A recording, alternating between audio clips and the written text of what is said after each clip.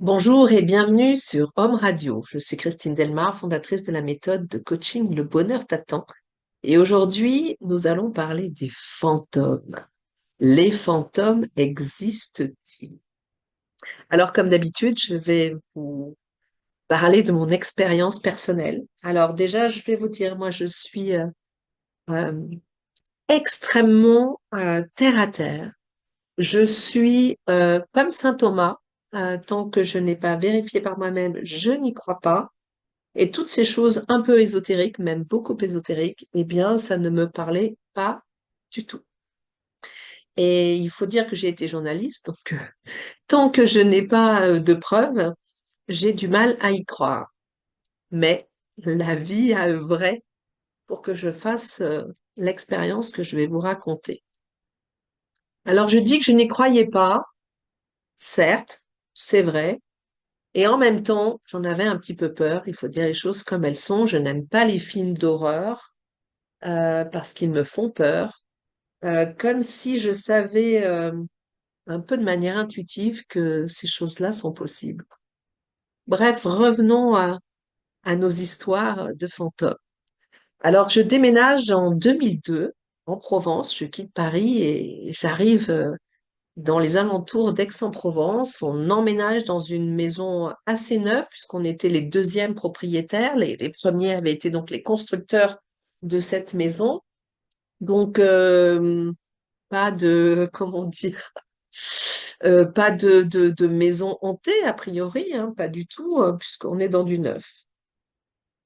Première nuit se passe, hein, où je me réveille en sursaut, un peu en hurlant, et bon, j'ai dû faire un mauvais rêve.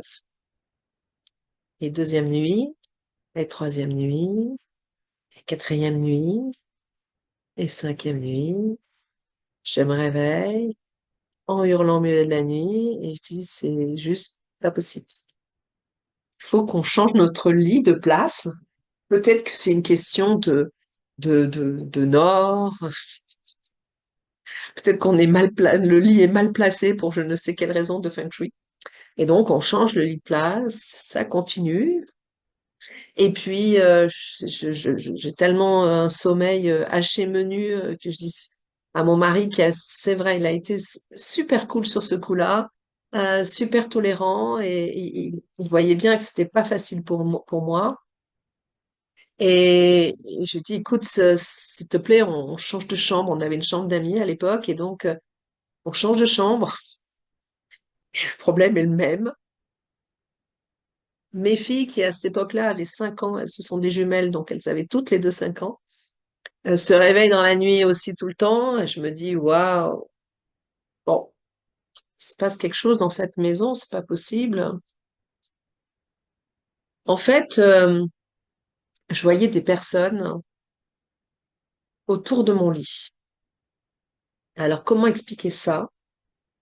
Eh bien, je dormais, j'avais donc les yeux fermés, mais je voyais ces personnes soit au bout de mon lit, soit côté de moi, et je me voyais, enfin, je voyais toute notre chambre, hein, tout le, comment dire, comme si j'étais allongée dans le lit, et comme si j'avais les yeux ouverts, donc j'avais tout à fait conscience de mon corps qui était allongé sur le lit, j'avais conscience de la fenêtre qui était à gauche, du meuble qui était à droite, de mon mari à ma gauche, euh, comme si j'avais les yeux ouverts, sauf que je dormais. Et je voyais des gens autour de moi. Alors, ça aurait été, comment dire, des défunts de ma famille, ça aurait été ma grand-mère, j'aurais été tellement contente, vous imaginez, ma grand-mère que j'adorais, de pouvoir la voir en songe, ça aurait été génial, mais là non, c'était des inconnus, des étrangers. Alors, la grande chance que j'avais, c'est que je sentais bien que c'était des gens qui n'étaient pas néfastes. Donc, j'avais peur parce que quand vous dormez, vous n'avez pas tellement envie que des personnes s'invitent chez vous sans que vous les ayez invités justement et sans les connaître. Et donc, ça c'est arrivé, je vous ai dit, en 2002. Nous sommes en 2024, il y a 22 ans. Je peux encore vous décrire à quoi il ressemblait. notamment une femme. Elle était au bout de mon lit. Elle était très gaie, cette femme-là. Elle avait un chapeau avec une marguerite qui partait du chapeau. Donc, vous voyez, un côté un peu original, sympathique, chaleureux.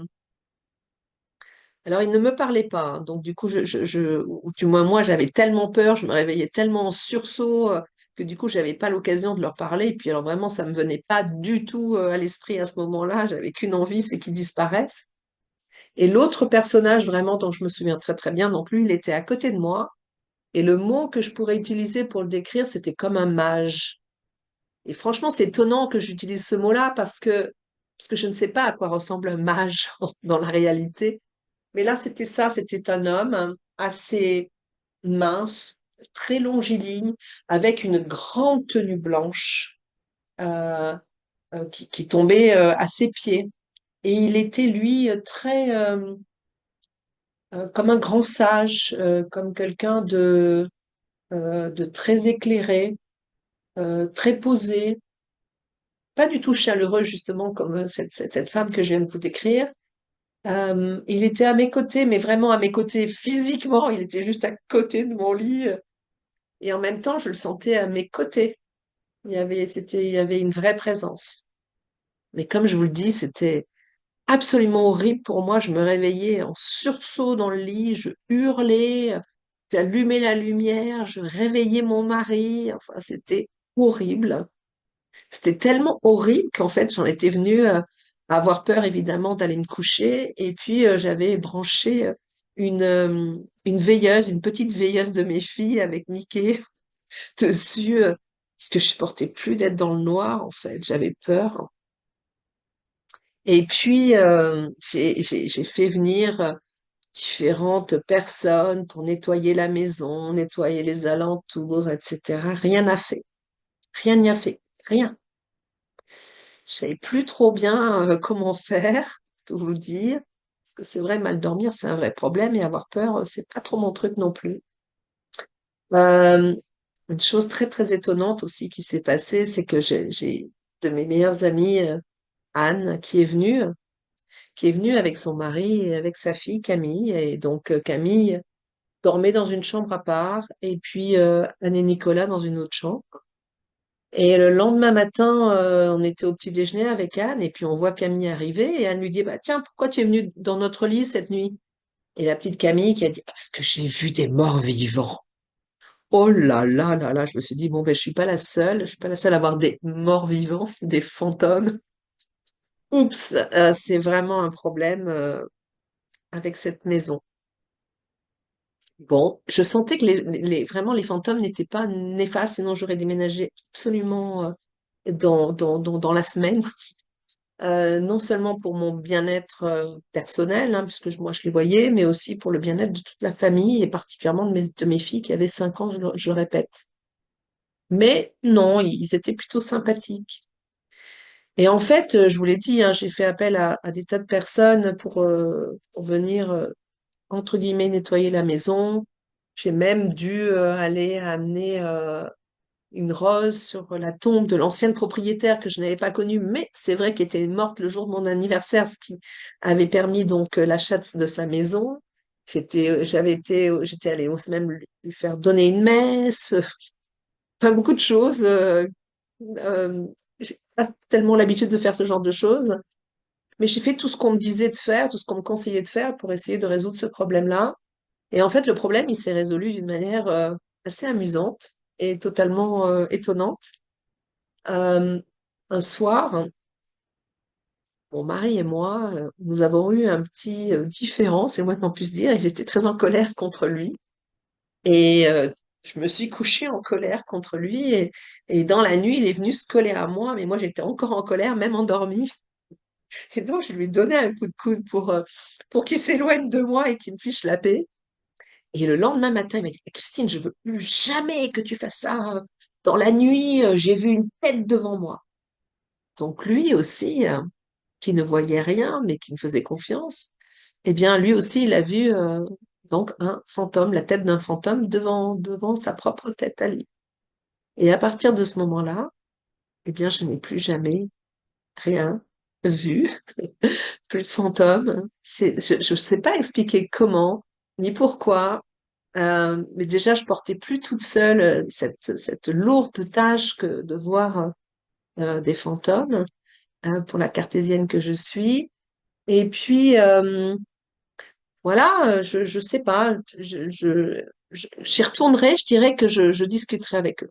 Maintenant, je n'ai plus peur des défunts, je n'ai plus peur des fantômes, surtout des gentils fantômes.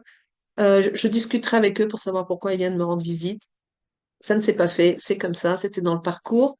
Par contre, ça a énormément éveillé ma conscience de l'après-vie. Donc maintenant, je sais qu'il y a une vie après la vie. Je sais que le monde des vivants et le monde des morts est séparé par pas grand-chose. Je sais qu'on peut voir donc les défunts, même si moi je ne les vois plus maintenant. Maintenant, je peux communiquer avec les défunts. Je capte leur énergie, ça c'est encore autre chose. Euh, voilà, donc c'était une expérience d'éveil de conscience, je dirais. Et la semaine prochaine, je vous raconterai aussi que moi aussi j'ai vu une tête à ce moment-là et que ça m'a mise sur le chemin spirituel et je dirais même que ça a changé ma vie. Et ça, c'est pour la semaine prochaine.